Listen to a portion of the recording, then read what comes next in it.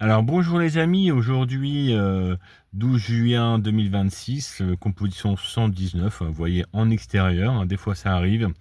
Et je vais vous parler aujourd'hui d'une relation de famille un peu banale. C'est des gens qu'on rencontre régulièrement. Et je trouve que l'utilité de cette composition va être de mettre en vis-à-vis en fait différentes formes de famille et différents types de comportements. Alors des familles dynamiques, c'est un peu le thème d'aujourd'hui. Le masculin ici, il va servir à clarifier la situation pour gagner en puissance. Le féminin va surtout se tenir à la vérité et à la réalité. On a une forme de dynamique comme ça, préparation, action, reconnaissance. Alors, vous connaissez notre plan pour le côté familial. On commence par le masculin, toujours 80% des cas, le féminin, et puis après, les relations de genre, masculin-féminin, quand l'un fonctionne, quand l'autre fonctionne. Alors, on commence tout de suite. Le masculin. Le masculin ici va avoir une forme de structure stratégique. Il va trouver le chemin le plus rapide. Si on prend la métaphore du GPS, il va gérer l'inertie du groupe, il va le mettre en mouvement, il va gérer un peu la pression qu'il y a dessus, il va clarifier pour pouvoir agir. Donc qu'est-ce qu'il faut pour agir? En mouvement, il va réduire les frottements, il va porter l'élan, il va gérer d'une certaine manière la tension du circuit. C'est souvent, on entend ça, des hommes qui vont gérer ça, puis des femmes qui disent, oh, bah oui, avec tel homme, en fait, ça va beaucoup mieux, il me pose les pensées, me pose les choses. Il y a aussi cette expression qui est commune, ne pas se prendre la tête. Alors, on va pas se prendre la tête, on va simplifier ce qui prend la tête, ce qui ralentit, ce qui alourdit, etc. Alors, dans cette deuxième partie, ici, le féminin va être sur une forme d'intégrité référentielle, c'est-à-dire trouver le chemin le plus rapide. Quelle référence? Qui fait ça? Comment on fait ça? Bon, c'est le côté un peu people, mais people dans le bon sens. Il existe tel chercheur, il existe tel artiste, il existe telle famille dans le village qui agit comme ça. On a nos références. On vérifie à travers ces références la conformité du réel. Tu dis que tu es en train de réussir, est-ce que c'est vrai? Tu dis que ça se fait comme ça, est-ce que c'est vrai? On mesure ici l'importance de l'acte. Donc des fois, c'est un peu les classiques aussi des comiques dans les démarches séduction. La femme va mesurer l'importance de ce que le garçon y fait. Là, tu fais du blabla. Ce que tu dis qui est énorme, en fait, c'est ridicule. De l'autre, les choses qui vont être que des détails, là, il a hésité en me regardant. C'est pas un détail, c'est significatif d'une sincérité.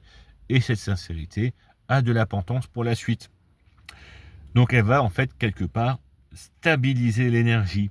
Elle va en sorte aussi redistribuer la reconnaissance proportionnellement à ce qu'on peut faire. Ah, il y a ça qui va bien, il y a ça qui va bien. Ah, c'est grâce à toi que ça s'est passé. Ça, on le voit beaucoup aussi en entreprise, où le féminin va relever les gens. Ah bah toi tu fais ça bien, toi tu fais ça bien, alors toi tu peux m'aider à faire ça, nanana. Et donc, la contrainte devient une forme d'adhésion. Ah oui, d'accord, moi je sais faire ça, je sais faire ça, il y a ça, ça, ça et ça. Ensuite, il y a un effet condensateur. On avait déjà parlé du climat émotionnel qui a lieu dans un groupe. Le féminin, ici, on parle aussi de l'expression du cœur du foyer. La femme est le cœur du foyer.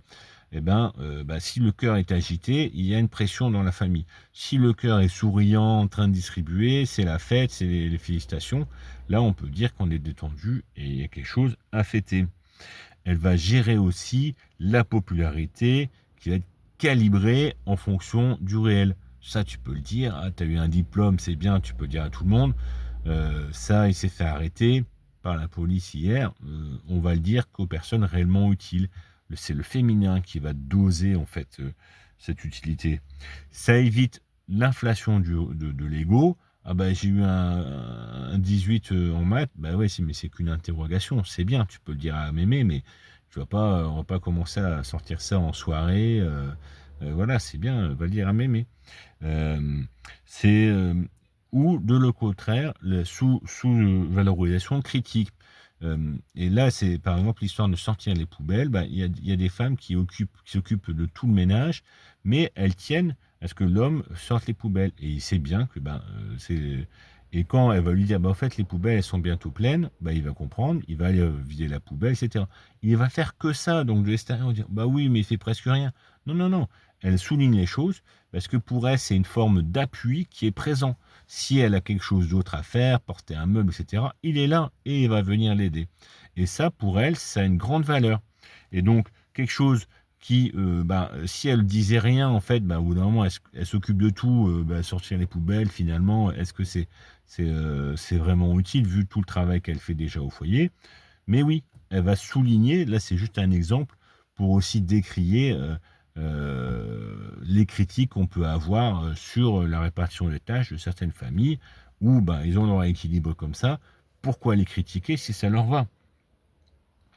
Et de l'autre, il y a une forme de violence, de sous-valorisation.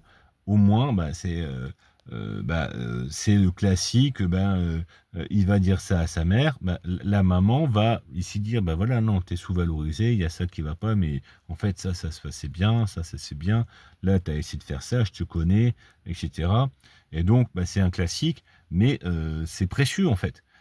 Parce que quand vous allez voir votre mère et que vous avez un peu le spleen, un peu la dépression, que votre mère vous dit tu fais ça, ça, ça, ça et tu le fais bien, ça vous renforce, ça vous permet d'aller de l'avant. Alors, dans cette troisième partie, on va faire les relations. Alors, beaucoup de choses à dire aussi. Et puis, on va essayer d'aller vite parce que le temps il tourne. Alors, le féminin masculin avec un féminin défaillant, on sait y aller, on sait se débrouiller sans trop savoir dire comment.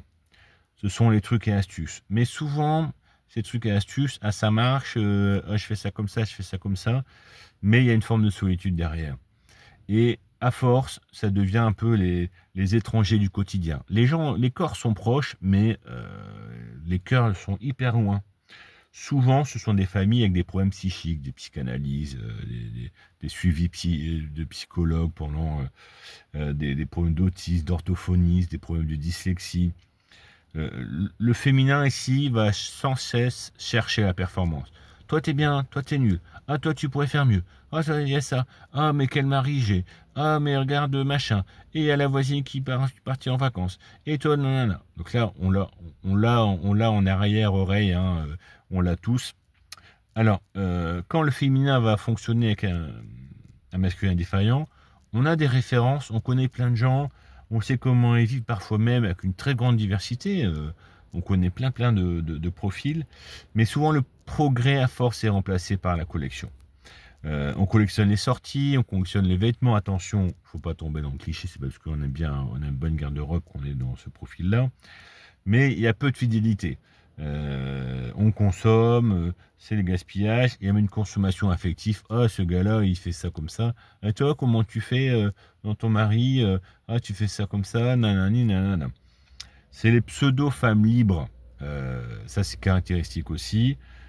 Qui crèvent de tristesse. C'est-à-dire, ah oui, oui, je suis super libre. Oh, d'accord, ok. Et qu'est-ce que tu fais dans ta liberté En fait, elle a rien à dire. Elle est juste dire, ah ben moi, en fait, je suis libre. Bah oui, mais qu'est-ce que tu fais de cette liberté? Ah moi, je fais ce que je veux. D'accord, mais qu'est-ce que tu fais? Elle a rien à dire. Et souvent, derrière, l'homme est patibulaire. Il est sans cesse dans la critique. Oh, on a déjà fait ça. Oh, mais ça, c'est nul. Oh, j'ai pas envie d'aller voir ces gens-là, ils sont comme ça. Oh, le machin. C'est un peu le Benabar. On va rester sous le plaid, on va rien faire comme d'habitude. Ça, vous en avez aussi. Alors, quand les deux dysfonctionnent, là, c'est la famille critique. Il y a même une expression, apparemment, ça binge. Ça binge, ça veut dire, ça fait que critiquer. Et quand tu as l'expression ça binge, on a l'impression que les personnes qui font ça s'en sont contentes. Ah, ça binge. Et vous avez passé 1 heure à critiquer les autres avec une personne, vous n'avez pas vu le temps passer, félicitations, vous connaissez une personne comme ça. C'est surprenant de voir ces familles-là qui tiennent quand même. Ça critique sans cesse. Et au bout d'un moment, on devient sourd. On n'entend plus les critiques, on ne fait plus attention à ce que les gens disent. Les gens souffrent, personne ne fait attention à eux. C'est vraiment une forme de... C'est impressionnant. On peut, quand vous arrivez là-dedans, que vous commencez à écouter ce que les gens disent, vous me dites, mais c'est une folie, hein. Alors, maintenant, et donc en face, vous avez les familles dynamiques qui sont dans l'action. Alors, on sait où on va, on sait comment on y va. Il y a souvent plein de petites étapes, de rendez-vous intermédiaires, de choses. Ah, n'oublie pas, là on voit la maîtresse pour ceci. Ah, là, il y a il y a la compétition de danse de notre fille. Il y a ci, il y a ça. Toujours en action.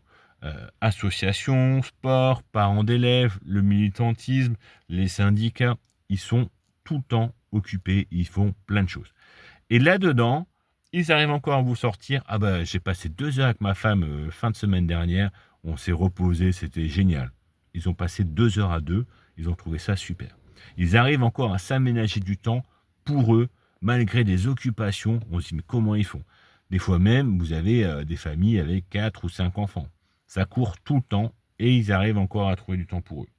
Ils sont souvent enthousiastes, curieux. On leur parle, ah oui, c'est comme ça, nanani, nanana. Efficace, ils vous ciblent direct, mais pas en mode ah ouais, t'es comme ça. Non, non, ah oui, on fait ça comme ça. Ah oui, d'accord, ok. Ah, toi, tu t'occupes de ça, d'accord, ok, tac, tac, tac, tac. Ah oui, mais c'est comme ça. Ah non, bon, alors, ok, on y va. Euh, et puis, on en rencontre aussi beaucoup des gens comme ça, hein, les deux, hein, des familles qui binge sans cesse et des familles qui sont hyper dynamiques. Vous en rencontrez, vous devez en connaître, c'est des gens courants. Voilà, bah, je vous remercie pour votre attention. N'hésitez pas à poser des questions, à réagir. Si vous vous sentez concerné, à partager une expérience, hein, c'est aussi un réseau social pour permettre aux gens de s'exprimer. Voilà, à très bientôt, au revoir.